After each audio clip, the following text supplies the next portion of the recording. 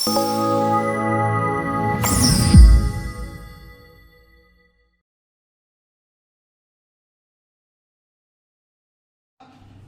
సార్లు చెప్పారు ఆయన, రెండు సార్లు చెప్పారు. గతంలో ఒకసారి చెప్పారు. అప్పుడే నేను బయటకు వచ్చి నేను ఎవరిని, నన్ను ఏమైతే వ్యక్తిగతంగా దూషించిన వ్యక్తులు ఉన్నారో వారినే దూషించాను తప్పితే నన్ను లేనిపోని అన్ని ఆపాదించి మాట్లాడిన వాళ్ళతో నేను మాట్లాడాను తప్పితే ఇక వేరే ఎవరు నేను మాట్లాడలేదు. కానీ నువ్వు మాట్లాడితేనే నేను ఓన్ చేసుకోగలుగుతానని చెప్పి వారు చెప్పడం. తర్వాత నేను బయటకు వచ్చి పత్రికా సోదరులకే చెప్పడం జరిగింది. ఎప్పుడు గడిచిన సంవత్సరం 42 సంవత్సరాల పూర్వమే నేను ఎట్టి పరిస్థితుల్లో వ్యక్తిగత దోషాలకు వ్యతిరేకం, నేను దోషాలు చెయ్యను అని చెప్పాను.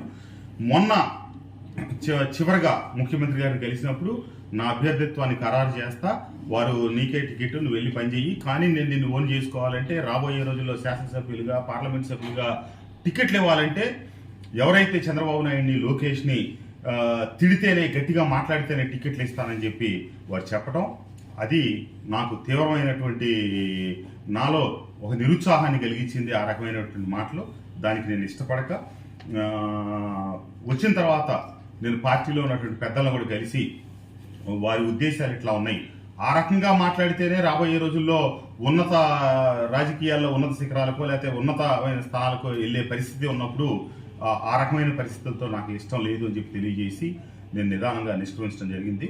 నాకు ఒకటే అనిపించింది, అక్కడ ఆ గట్టునుంటావా లేకపోతే ఈ గట్టునుంటావా అనే క్రమంలో వీళ్ళని తిట్టు వాళ్ళని తిట్టు అని చెప్పి ఏ సామాజిక వర్గం వాళ్ళని, ఆ సామాజిక వర్గం వాళ్ళని కానీ లేకపోతే పై స్థాయి నాయకుల్ని కానీ తిట్టించి తర్వాత ఆ పార్టీలో కనుక ఇష్టమైనంతకాలం ఉంచుకోవటం, ఇష్టం లేకపోతే వాళ్ళు ఎందుకు పనికి రాకుండా సమాజంలో దేనికి పనికిరాని వ్యక్తులుగా తయారు చేయటమే వైఎస్ఆర్ కాంగ్రెస్ పార్టీలో లక్ష్యమేమో అని నాకు అనిపించింది. ఎందుకంటే అక్కడ ఉన్నటువంటి కొంతమంది నాయకులు మాట్లాడిన భాష, వాళ్ళు వ్యవహరించిన తీరుకి నాకు అనిపిస్తూ ఉంది ఏంటంటే వాళ్ళని రాబోయే రోజుల్లో జనసేన కావచ్చు, తెలుగుదేశం కానీ లేకపోతే బీజేపీ కానీ లేకపోతే